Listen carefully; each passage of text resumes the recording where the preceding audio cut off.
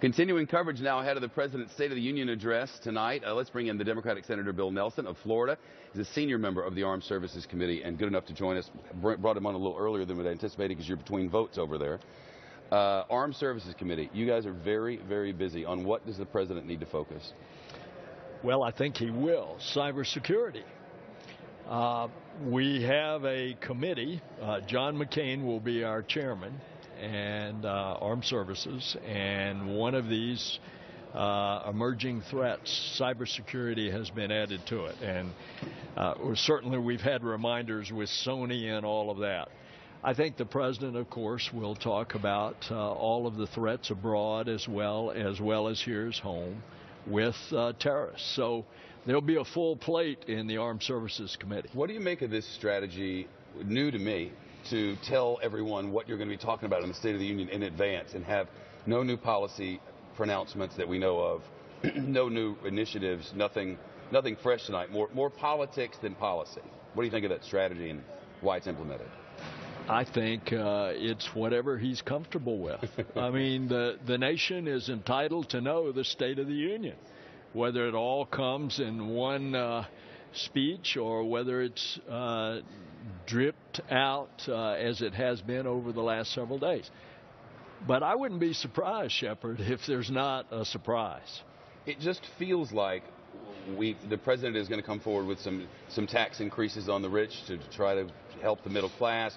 That's a non-starter. Just about everything that's been talked about is not going to make its way anywhere, and it seems that this is just an exercise in political separation. Here's where we are on our points. Here's where you are on your points as we head toward 2016. Is there anything else going on, or am I? Well, there is. There are those of us who are really looking to find that bipartisan sweet spot so that we can get some things done. Now, take, for example, the President's proposal on taxes. You know, the likelihood is if we can get agreement, we can get it in the area of corporate tax reform, which is desperately needed. One example, why keep having companies move overseas just to get a tax break? You're not going to get an increase in the capital gains, not with this, no way. But maybe that's not the sweet spot. But isn't that just positioning? What about tax changes in order to really put some serious infrastructure building in this country? Republicans suggest you need to start over with this thing. You can't, there's no Band-Aids to fix. Well, I think there's some area out there for bipartisan agreement, so let's give it a little chance. Well, you're about to take a vote, you said, on some amendments to the Keystone XL pipeline bill. Is there any movement there? I mean, I see that as just a political football anyway, but at the end of the day, if you don't ship the oil all overseas and instead it becomes a conduit, the pipeline, just to run Canadian oil out to other countries. Well, that's the plan.